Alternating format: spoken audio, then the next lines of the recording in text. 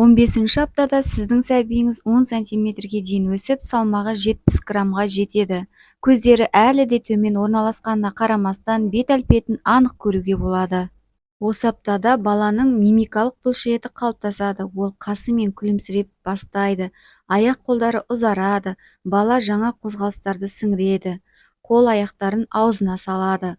Ұрықтың жыныстық органдары толығымен безендірілген және оларды әдеттегі ультрадыбыстық аппараттардан көруге болады. Баланың тырнақтары өседі, ал бірегей саусақ іздері іс жүзінде құрылмайды. Нәрестелердің денелері бастан тезірек өседі, тері туғанға дейін жоғалатын ланго деп аталатын шаштармен жабылған, бірақ кейбір балаларда туылғаннан кейін пайда болады. Барлық аяқ-қолдары мен буындары қозғалады. Қаңқа жүйесі енді жұмсақ, серпімді шеміршектерден жасалған және баяу қатая бастайды. Өкпе жоғары және төмен қозғалады. Бұл тыныс алуға ұқсайды. Олар ауаның орнына қандай да бір сұйықтықты қабылдайды. Болашақ ана, сіз тәбетіңіздің жоғарылағаннан байланысты ішіңіздің айтарлықтай көлемге келгенін байқадыңыз.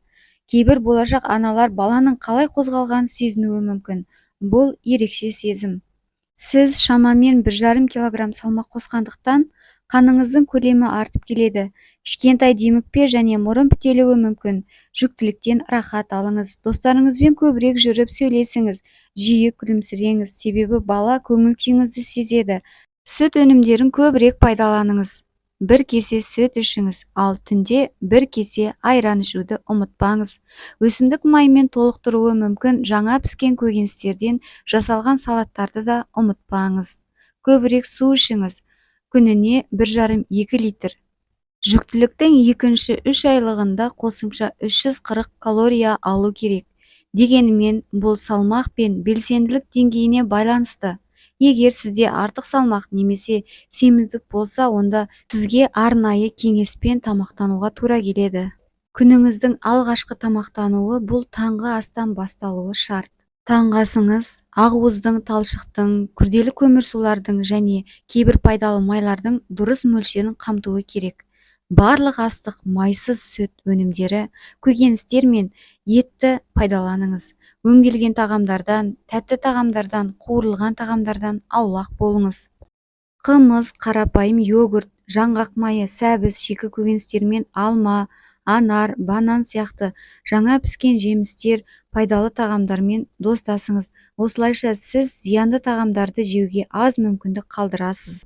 Сонымен қатар күнделікті ішетін шырын немесе сусындардың орнына қарапайым су ішкеніңіз абзал.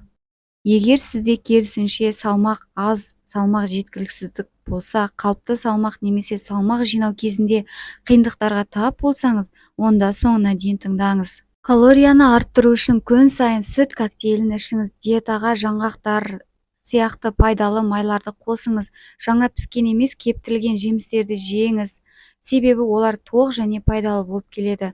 Тамақтану арасында тағамдарды қосымша жеп отырыңыз. Егер сізде әлі де салмақ қосу немесе тамақтану бұзылыстары бар болса, онда балама ұсыныстар үшін емделуші дәрігерге хабарласқаныңыз абзал.